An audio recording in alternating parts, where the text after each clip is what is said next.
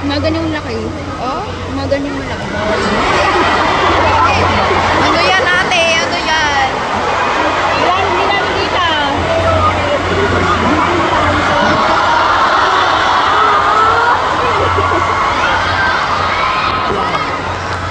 Iiyak na ako nito. Hindi ko alam gagawin ko sa bahay.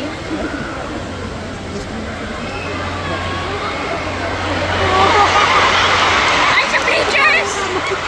Well, Bleachers yan.